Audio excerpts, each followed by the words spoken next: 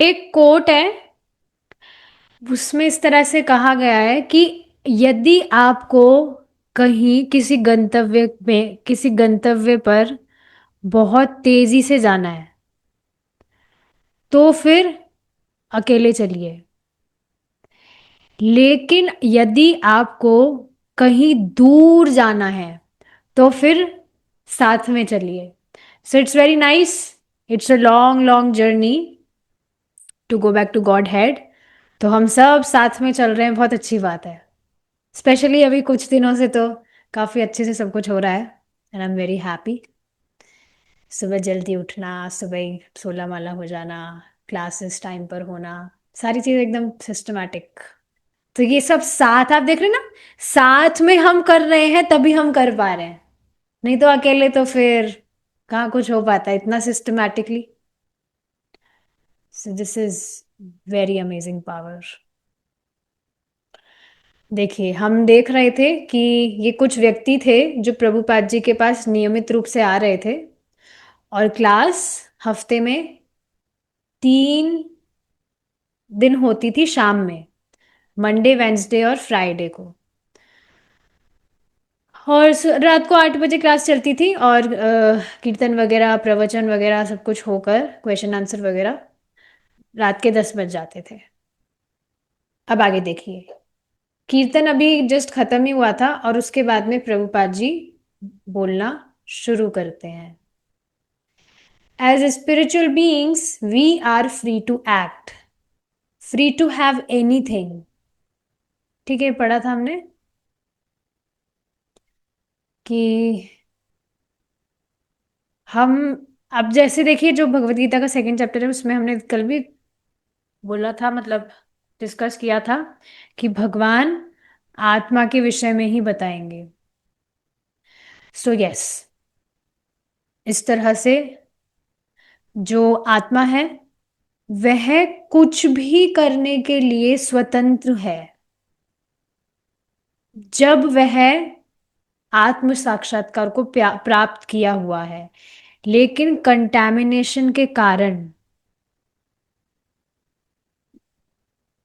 वह इस भौतिक शरीर में बद्ध है, और जिसके कारण उसे, मतलब ये जो 3 ताप सताते हैं, जन्म मृत्यु जरा व्याधि, ये सारी चीजें सताती है। क्यों? क्योंकि आत्मा बद्ध है। लेकिन वैसे आत्मा का जो स्वरूपगत स्थिति है वो क्या है? That it is free to act, free to have anything, बिल्कुल पवित्र है, प्योर एकदम, कोई कंटैमिनेशन नहीं है। तो ये देख रहे हैं ना आप, दूषण होने के कारण ही हमें ये सारी चीजें झेलनी पड़ रही है। और ठीक है, ये सारी चीजें तो हम पढ़ते ही हैं, इसके अलावा भी ऐसी ऐसी चीजें हैं अबाउट स्पिरिचुअल लाइफ जो हमारी रेंज के बिल्कुल बाहर है। बहुत सारी चीजें हैं। इस बात को आप समझ रहे हैं ना? देखिए, हम नहीं समझ पा रहे असीमित सुख की अनुभूति क्या होती है। इस वजह से हमारी टेंडेंसी क्या होती है कि हम नेग्लेक्ट करने लगते हैं चीजों को। जो सर्वश्रेष्ठ चीज है जो हमें करनी चाहिए, जहां हमें टाइम इन्वेस्ट करना चाहिए, वहां हम नहीं दे पाते हैं क्योंकि हम समझ ही नहीं पा रहे कि असीमित सुख का अनुभव होता क्या है। बस यही कारण है। नहीं तो आप देखिए ना, जिस व्यक्ति को किसी भी कोई भी कार्य वो कर रहा है उसके लिए उसको श्रद्धा होती है, तो कितना एफर्टलेसली वो उसको करता है, क्योंकि उसे श्रद्धा है उस कार्य में। कोई भी कार्य हो सकता है वो। When he speaks, he is pure spiritual form. The Vedic scriptures say that a sadhu, a saint, is not seen but heard. If the people in the audience want to know Swamiji, they will have to hear him. He is no longer simply the old Indian immigrant who lives on the other side of the partition of this loft, hanging his clothes to dry, barely getting his meals. तो देखिए, जब प्रभुपाद जी इस तरह से वहां पर लोगों को समझा रहे हैं, बिल्कुल वहां लोगों को नहीं है चेतना में कि ये आत्मा क्या है, भगवान क्या है, या सोल सोल शब्द सुने भी होते हैं, जैसे हमने भी सुना ही है, भक्ति में आने से पहले भी सुना तो होगा ही सबने कि आत्मा है हम। लेकिन क्या कभी इस पर विचार किया कि आत्मा है तो आत्मा के कार्य क्या होने चाहिए?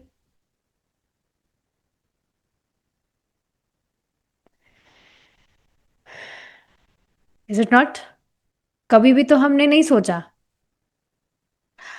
तो ये सारी चीजें हैं यहाँ पर बताई जा रही है कि जब प्रभुपाद जी इस तरह से वहां लोगों को बता रहे हैं कि हम आत्मा है, we have a pure spiritual form, शुद्ध आध्यात्मिक स्वरूप है हमारा।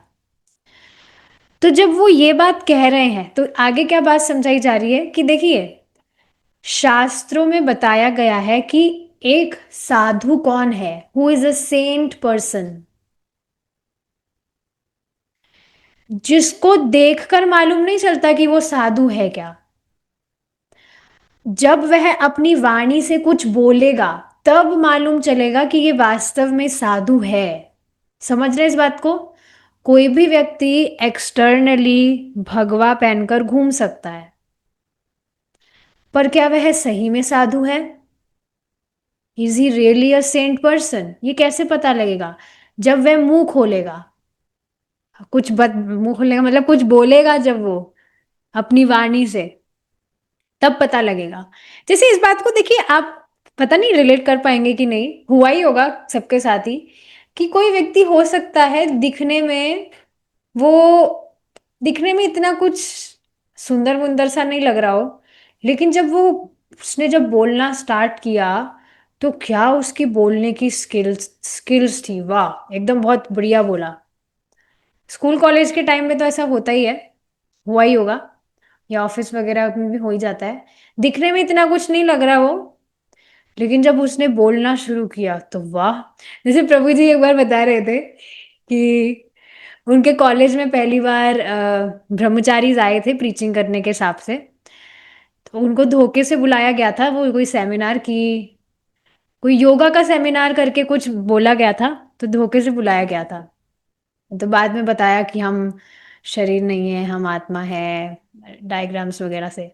तो प्रभु जी बता रहे थे कि उस समय जो मतलब ब्रह्मचारी, मतलब बाल वाल नहीं है उनके और ऑरेंज ड्रेस में आए हैं, लेकिन जब उन्होंने बोलना स्टार्ट किया इंग्लिश में, so that was very surprising कि क्या ये साधु लोग और अंग्रेजी बोल रहे हैं। ये देखिए बहुत इंटरेस्टिंग इंटरेस्टिंग लगता ही होगा ये। सामान्यतः मतलब लोग ऐसे समझ सकते हैं कि भक्ति कर रहे हैं, इनको तो कुछ आता नहीं है, पढ़े लिखे नहीं है, गंवा रहे ये वो, लेकिन जब भक्त बोलना शुरू करते हैं तब पता लगता है अरे वाह ये तो कितना जानते हैं। तो ये एक पॉइंट था। और एक तरफ ऐसे भी हुआ होगा कि कोई व्यक्ति दिखने में बहुत बढ़िया लग रहा है, बढ़िया सूट वूट पहन के टाई वाई पहन के आया है, लेकिन उसने जब बोलना शुरू किया तो पता लगा अरे इसको तो बोलना ही नहीं आता है। बोलना नहीं आने का मतलब समझ रहे हैं आप कि बोलने का बहुत प्रभाव पड़ता है। तो उसने जब बोलना शुरू किया तो कुछ नहीं, बस ठीक से नहीं आता है उसको बोलना, वाणी में कुछ ऐसा है नहीं जिससे सामने वाला कुछ इम्प्रेस हो सके। एनीवेज, तो यहाँ पर ये बात बताई जा रही है कि कैसे पता लगेगा सामने वाला साधु है कि नहीं, जब वह कुछ बोलेगा। तो यहाँ पे सिर्फ लोगों को, अगर स्वामी जी को जानना था तो उनका स्वामी जी से सुनना बहुत जरूरी था कि ये स्वामी जी दूसरे देश से आए हैं, क्या है इनके पास ऐसा। तो प्रभुपाद जी जब बोले, कुछ प्रवचन दिए, भगवान की बात बताए कि हम, यहाँ ये बताए कि हम क्या हैं, हम आत्मा हैं, भगवान के हम अंश हैं, और जो भी सारी बातें हैं, तब जाकर पता लगेगा ना कि सच में ही इज अ स्कॉलर, इतनी बातें जानते हैं। सिर्फ यही देखकर नहीं पता लगाया जा सकता कि हाँ ये कोई बुजुर्ग भारतीय वासी हैं, भारत से आए हैं और अपने यहाँ पर रह रहे हैं, किसी लॉफ्ट में किसी रूम में रह रहे हैं, और अपना कपड़ा वपड़ा सुखाते हैं और खाना वाना खाते हैं बस। तो इन सारी चीज़ों से नहीं होता है कुछ। But now he is speaking. Loft देखिए, एक हमने देखा था बड़ा सा कमरा, तो पार्टीशन मतलब उसका किसी एक कोने के अंदर। तो ये चीज है, मतलब लॉफ्ट को आप लीजिए कोई बड़ा हॉल जैसा कुछ, बड़ा सा रूम, और पार्टीशन मतलब उसी के एक कोने में कहीं पर रह रहे हैं। इतने बड़े कमरे में तो नहीं रह सकता कोई व्यक्ति एक साथ अपने आप को विस्तारित करके। इस पर प्रभुपाद जी एक बात बोलते हैं, सॉरी प्रभु जी एक बात समझाते हैं कि व्यक्ति कितना ही बड़ा घर बना ले, रहेगा तो एक ही कमरे में। अपने आप को एक ही समय में तो वो पूरे घर में विस्तारित नहीं कर सकता है। Then what is the use of a big house. पर अब देखिए लोग कितना टेंशन लेते, तो ठीक है ये एक बात है। ओके, आगे देखिए। लेकिन अब वे भगवान कृष्ण के विषय में बता रहे थे। Beyond time and space and hundreds of spiritual masters in chain of disciplic succession are speaking through him.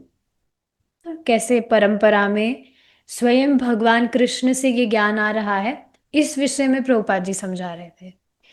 He has entered amid New York's bohemians in 1966, saying that 1966 is temporary and illusory, that he is eternal and they are eternal. This was the meaning of the Kirtana. Now he is explaining it philosophically, advocating a total change in consciousness. Yet, knowing that they can't take it all, he urges them to take whatever they can. इस पर देखिए एक बात ये मुझे याद आ रही है। एक बार परम पूज्य राधा गोविंद महाराज कहीं पर ट्रैवल कर रहे थे ट्रेन में, भक्त भी थे उनके साथ में काफी सारे। तो किसी दूसरे पास वाले डब्बे में लीजिए या उन्हीं के डब्बे में और भी कुछ युवा लोग थे जो मजाक बना रहे थे, भक्तों का मजाक बना रहे थे और महाराज का भी मजाक बना रहे थे। तो इस तरह से उनकी वो कुछ क्वेश्चन भी कर रहे थे।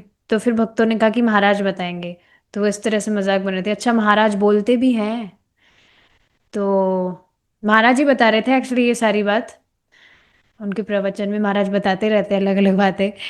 तो इस तरह से महाराज कह रहे थे कि मेरा तो मन नहीं कर रहा था कुछ उनसे बात करने का, लेकिन फिर भी देवर सेइंग। तो पहले उन्होंने कहा कि पहले हम कीर्तन करेंगे, उसके बाद में आपकी बात का जवाब देंगे। तो पहले उन्होंने अच्छे से सबने कीर्तन किया, उसके बाद में उन्होंने महाराज ने जो कुछ बात समझाई थी, सो दे एक्सेप्टेड। तो मतलब बताया क्या जा रहा है कि कीर्तन से आप देखेंगे कॉन्शियसनेस थोड़ी प्योर होती है और ये इमीडिएटली काम करता है। इस बात को आप समझ रहे हैं? अगर कोई जैसे क्लास स्टार्ट होने से पहले आप कीर्तन करते हैं, जैसे प्रभु जी भी करते ही हैं, सुबह भी करते हैं 5-10 मिनट का, शाम को आधा घंटे का होता है, अपन भी करेंगे बहुत जल्द। बट यस, क्या कह रही थी मैं, कि एक माहौल क्रिएट होता है कथा सुनने का कीर्तन करने से। समझ है ना, कीर्तन मतलब भगवान के नामों का उच्चारण हो रहा है, तो एक कॉन्शियसनेस क्रिएट होती है कि हाँ हम आध्यात्मिक विषयों पर चर्चा करेंगे, we will hear about God, some spiritual topics. तो हाँ पहले इस तरह से कीर्तन हुआ था, कीर्तन होने के बाद में अब वे फिलॉसफी समझा रहे थे, तो उनकी कॉन्शियसनेस में थोड़ा चेंज हो रहा था, उससे कुछ समझ आ रही थी मतलब चीजें। पर यह भी मालूम था कि सारी चीजें तो उनको समझ में नहीं आएगी। तो फिर भी प्रभुपाद जी उनको कह रहे थे कि आप सुना करिए, जितना भी आप ग्रहण कर सकते हैं आप करिए। इस बात को देखिए समझना चाहिए, स्पेशली नए भक्तों के साथ में थोड़ी दिक्कत होती है, उनको कथा समझ नहीं आती है लेकिन इस बात को समझना चाहिए कि कथा सुनते सुनते ही आपको कब समझ में आने लगेगी, आपको खुद को पता नहीं लगेगा। क्योंकि नहीं सुनने से तो समझ में नहीं आएगी ना। अभी आप क्लास में ही नहीं आते, मतलब आप सब तो अच्छे भक्त हैं, आप तो एलिवेटेड है, पर सोचिए कोई व्यक्ति क्लास में ही नहीं आए, कभी क्लास ही नहीं सुने, तो क्या क्लास नहीं सुनने से उसको क्लास समझ में आने लगेगी? क्लास सुनते सुनते ही तो समझ में आएगा। मुझे अभी तक याद है, पहले जब काफी महीनों से मुझे नहीं आती थी प्रभु जी क्लास समझ में। मुझे बस ये समझ में आता था कि प्रभु जी क्या जोक अब मारेंगे, और मैं लिटरली इसी का वेट करती थी कि अब क्या जोक मारेंगे प्रभु जी, जब हम हंसेंगे सब। और कई बार तो सब हंसते थे, मुझे जोक भी समझ नहीं आता था, तो मैं भी हंसने लग जाती थी। ये स्थिति थी। तो ये सारी चीजें क्लास सुनने से ही हमें समझ में आएगा।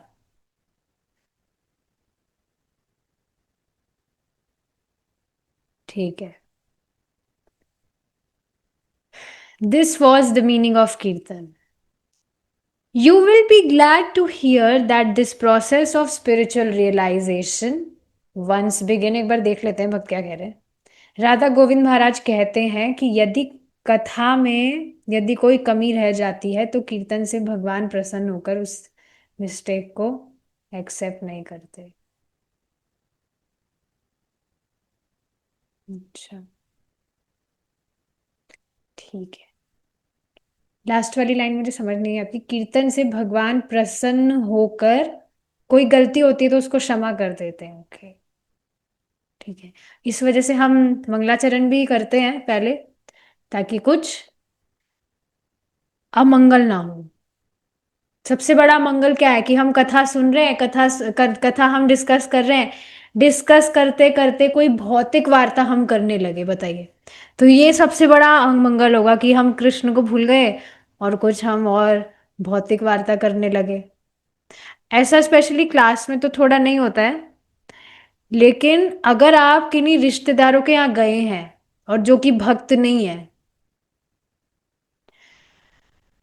या भक्त नहीं है, तब तो फिर भी ठीक है, नॉर्मल बात है कि जो कॉन्वर्जेशन है वो ड्रिफ्ट हो सकती है। लेकिन कई बार भक्तों के बीच में भी ऐसा हो जाता है कि आप बात कर रहे हैं कुछ भगवान से रिलेटेड, बात करते करते पता नहीं कहाँ बात चली गई, कौन सा टॉपिक पे चली गई। So this is very inauspicious. आगे देखिए अब। You will be glad to hear that this process of spiritual realization once begin guarantees one to have his next life as a human being. Once karma yoga is begin, it will continue. It doesn't matter. Even if one fails to complete the course, still he is not loser. He is not loser. Now, if someone begins this yoga of self realization but unfortunately cannot prosecute this task in a nice way, if he falls down from the path, still there is encouragement that you are not a loser. तो बिल्कुल amazing, बहुत स्पष्ट बात है कि हम ये जो भक्ति के पथ पर हैं, सबसे अमेजिंग बात यहाँ पर क्या है जो आपको सुनकर बहुत खुशी होगी, आप सबको पता है कि भक्ति में कभी कोई हानि नहीं है। जो भी रियलाइजेशंस अभी तक आपने अर्न किए हैं, भक्ति करते करते जिस भी स्तर तक आप पहुंच गए हैं, वहां से आपका कभी भी डाउनफॉल नहीं होगा। चाहे हो सकता है बीच में आप डिस्ट्रैक्ट होकर भक्ति भक्ति करना बंद कर दें, लेकिन उसके बाद में भी आगे मौका दिया जाएगा कि वहां से भक्ति कंटिन्यू किया जाए। लेकिन देखिए, इसका अर्थ ये समझना चाहिए कि ठीक है, ये बेनिफिट हमको पता है, लेकिन इसका गलत फायदा नहीं उठाना चाहिए कि हाँ चलो अब तो भक्ति हमने स्टार्ट कर ही दी। यहाँ पे भी बताया जा रहा है अगला जीवन पक्का उसे मनुष्य जीवन मिलेगा ही, तो ठीक है, अगले जीवन में करेंगे हम कंटिन्यू भक्ति। बल्कि आप देखेंगे अगर आप नियमित रूप से भक्ति कर रहे हैं, अपना गंभीरता से जप कर रहे हैं, डेली श्रवण कर रहे हैं, तो भक्ति में इतनी स्थिरता आ जाती है, और आपकी खुद की स्पृहा नहीं रहती है कि वापस यहाँ आए भी। अभी भी जैसे कुछ भी हो जाता है, एटलीस्ट मेरे साथ काफी बार होता है, कुछ भी अगर ऐसी वैसी चीजें हो जाती है जिसमें बहुत परेशान हो जाते हैं, बहुत इरिटेट हो जाते हैं, तो तुरंत दिमाग में आता है ये भौतिक जगह सच में हमारे रहने की जगह नहीं है, अच्छे से भगवान का भजन करके निकलो यहाँ से। तो यस, दिखने लगती है ये चीज जो हम थ्योरी में सुन रहे हैं, पढ़ रहे हैं, ये सब कुछ दिखने लगता है वास्तव में। तो ठीक है, अच्छी बात है कि डाउनफॉल नहीं होता है, लेकिन इसका मतलब ये नहीं है कि हम डीले करें, क्योंकि अनादिकाल से अगर देखा जाए तो हम ऑलरेडी बहुत डीलेड हैं। तो और देरी नहीं करनी चाहिए। और देखिए, समझिए, प्लीज समझिए डिवोटीज, कि कलयुग में चैतन्य महाप्रभु अभी सिर्फ 500 वर्ष पहले आकर गए हैं। उन्होंने इतना फ्री में ऑफर दिया है, नाम जप करके भगवान का प्रेम प्राप्त हो सकता है, और उसमें भी प्रभुपाद जी ने तो और भी ऑफर दिया है, बोनस। बोनस नहीं, मतलब बहुत, क्या बोलेंगे उसको, बहुत छूट दी है, वेरी मच डिस्काउंट। 16 माला का जप, 4 नियमों का पालन, and you will go back to Godhead in this life. This is guaranteed. तो बताइए, फिर क्यों डीले करना है? अब बताइए, अगर हम डीले करें, हम सोचेंगे अगली बार कर लेंगे, पता नहीं अगली बार कहाँ, कब, कहाँ जन्म मिलेगा। We we have no idea. क्या पता सत्युग में जन्म मिले। ठीक है, बोला तो है human being, we will become human being in next life. पर क्या पता वो नेक्स्ट लाइफ अब सतयुग में मिल जाए। तो बुद्धिमानी है, जो प्रोसेस हमें मिला है अच्छे से बढ़िया से करके भगवान के धाम लौट जाए। ठीक है। You will be given a chance next life, and the next life is not ordinary next life. पता है क्यों? क्योंकि आप जहां पर छोड़े हैं वहां से आपको कंटिन्यू करने का मौका मिलेगा। मतलब ऑलरेडी आपके कॉन्शियसनेस का जो लेवल है वो एलिवेटेड होगा।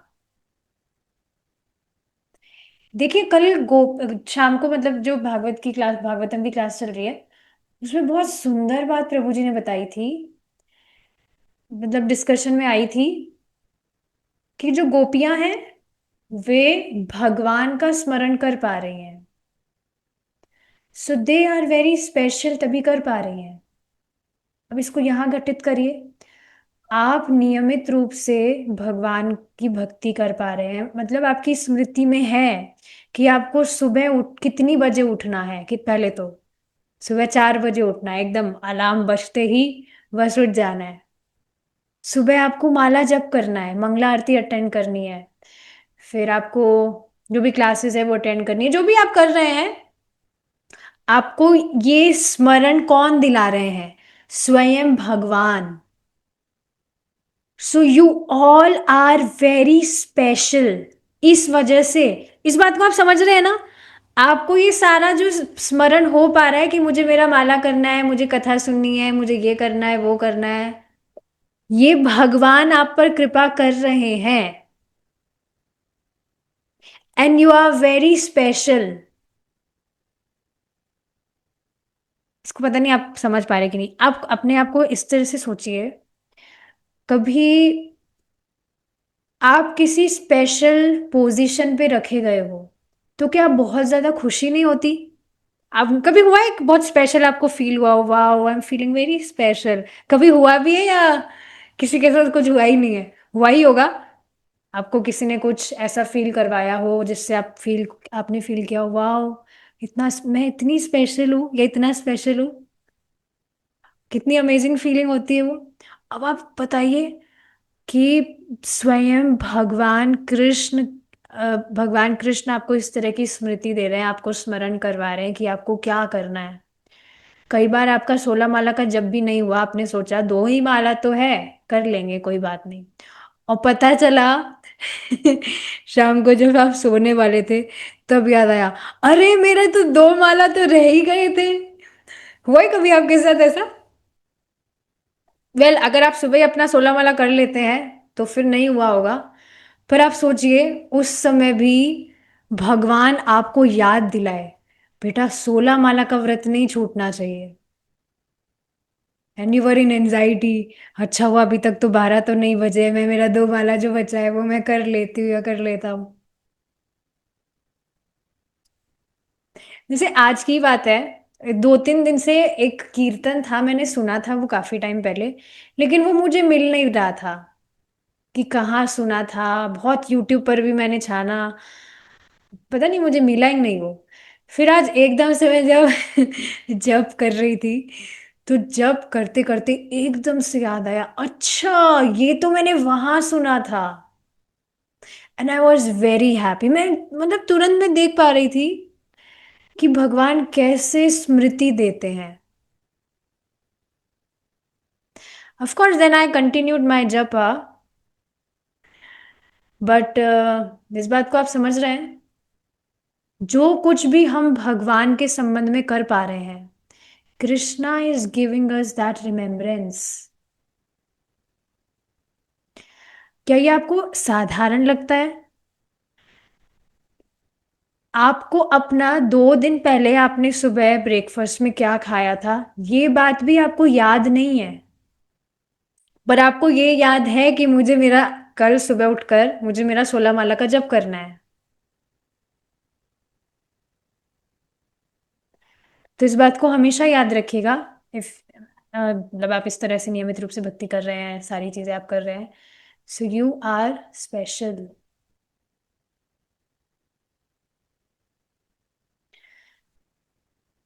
ठीक है, तो ये बात समझ में आई होगी कि नेक्स्ट लाइफ ऑर्डिनरी लाइफ कैसे नहीं रहेगी, क्योंकि अब आपको जहां से आपने छूटा वहां से कंटिन्यू करने का मौका मिलेगा, और आपकी कॉन्शियसनेस ऑलरेडी एलिवेटेड होगी।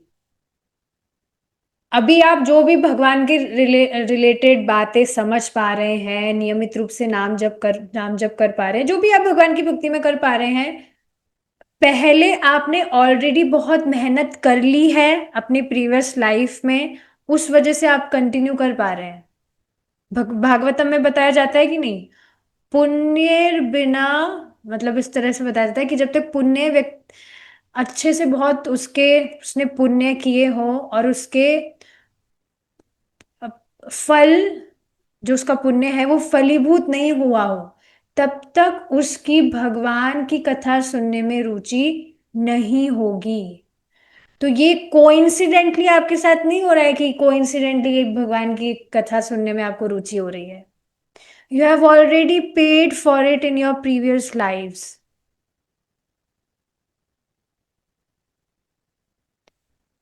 So thus, not ordinary life. And for one who is successful, oh, what to speak of him? The successful goes back to Godhead. और अब जो सक्सेस सफल ही हो गया, नियमित रूप से पूरा जीवन भगवान की भक्ति कर रहा है, तो बस वो सक्सेसफुल हो गया, तो उसका तो कहना ही क्या, वो तो भगवान के धाम ही लौट जाएगा। देखिए सच बता रही हूँ, कुछ भी एक्स्ट्रा करने की जरूरत नहीं है, बस नियमित रूप से अपना 16 माला का जप सुबह ही कर लीजिए, 4 नियमों का पालन करिए, भगवान का प्रसाद पाइए, भगवान की कथा नियमित रूप से सुनिए। बस this is all enough to take you back to Godhead. कुछ एक्स्ट्रा करने की जरूरत नहीं है। So we are holding this class, and although you have multifarious duties, you come here thrice a week and try to understand, and this will not go in vain. Even if you stop coming here, that impression will go never. तो प्रभुपाद जी इस तरह से वहां पे बच्चों को समझा रहे हैं जो भी वहां पर आते थे, कि ठीक है आप लोग इतने सारे कामों में बिजी रहते हैं, तो जब भी मैं यहाँ पर हफ्ते में 3 बार जो मैं क्लास होल्ड करता हूँ, आप तब आया करिए। और अगर आप यहाँ पर आना भी बंद कर देते हैं तो जो भी श्रवण आप किए हैं, जप आप किए हैं, वो व्यर्थ नहीं जाएगा। ये जो इम्प्रेशन बना है भक्ति का, ये कभी भी व्यर्थ नहीं जाएगा। देखिए, आपके हो सकता है पिछले जन्म की तो बात छोड़ दीजिए, इस जन्म में भी आपके बहुत सारे ऐसे टैलेंट्स रहे होंगे जिनका इम्प्रेशन, टैलेंट्स बोल सकते हैं या बुरी आदतें भी बोल सकते हैं, मतलब दो अलग अलग चीजें हैं, ये मैं एक चीज ही नहीं बोल रही हूँ। उनका इम्प्रेशन खत्म हो गया होगा। जैसे, मुझे बताना नहीं चाहिए पर मैं बता देती हूँ। जैसे मेरा बैंक अकाउंट था, कॉलेज टाइम में खुलवाया था, तो ऑफलाइन ट्रांजैक्शंस तो अब बंद ही कर दिए थे, ऑनलाइन ट्रांजैक्शंस ही होते थे। बैंक जाने का भी कुछ काम नहीं पड़ता था। तो कुछ काम पड़ा था, पता नहीं क्या काम पड़ा था, बहुत महीने हो गए उस बात को। तो बात आई थी साइन करने की, तो मैं अपना साइन करना भी भूल गई। मुझे बिल्कुल याद भी नहीं है कि मेरे साइन कैसे थे। और मैं उसको बहुत ट्राई कर रही थी, I was trying to write it again and again, पर वैसा बैठ ही नहीं रहा था। ये एक एग्जाम्पल बता रही हूं मैं। अ, पर ऐसे आप काफी सारी चीजें देख सकते हैं जिनका इंप्रेशन खत्म हो गया होगा, क्योंकि सब कुछ टेम्पररी है जो कुछ भी हम यहाँ पर कर रहे हैं, which is not related to Krishna. लेकिन भक्ति का इंप्रेशन कभी भी नहीं जाता। I tell you, the impression will never go. तो जिसको भी आप भक्ति के विषय में बता रहे हैं, वो आपके कहने पर कुछ माला भी जप करने लगा है, उसने भगवान का प्रसाद पाया है, कभी व्यर्थ नहीं जाएगा, भगवान उसको ठेलेंगे आगे भक्ति में। If you do some practical work, that is very, very nice. But even if you do not do any practical work, simply if you give your submissive oral reception and understand what is the nature of God, if you simply hear and have an idea, even, then you will be free from this material bondage. तो ये बहुत interesting चीज है कि सिर्फ सुन रहा है व्यक्ति और बोल भी रहा है, कुछ प्रैक्टिकल वर्क भी अगर नहीं कर पा रहा है, वो प्रैक्टिकल सेवा, तब भी सिर्फ इस तरह से श्रवण कीर्तन से वह इस भौतिक बंधन से मुक्त हो जाएगा। ठीक है। अच्छा, सेकंड चैप्टर अभी मैंने पढ़ा नहीं है, वो भी 40 श्लोक पढ़ेंगे जब देखेंगे उसका।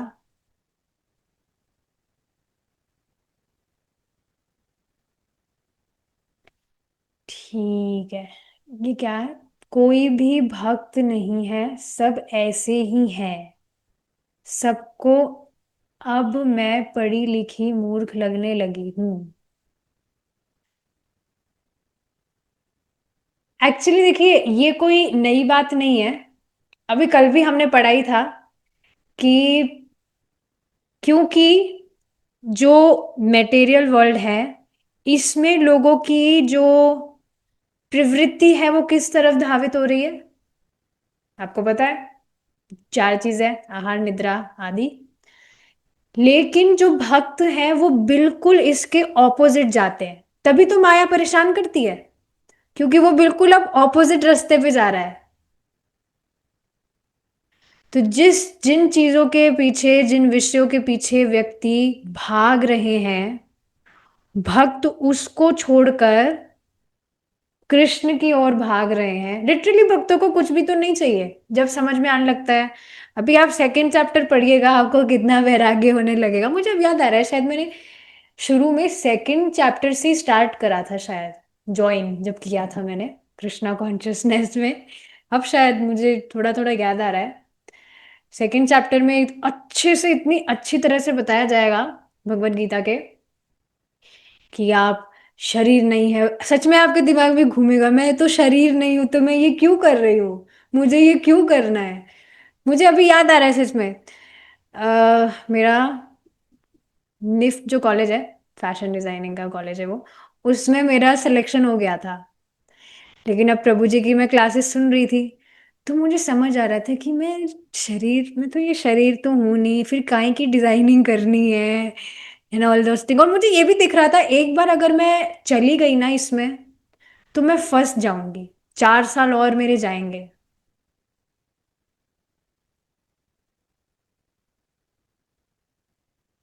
सो I just stepped back which was little difficult that time.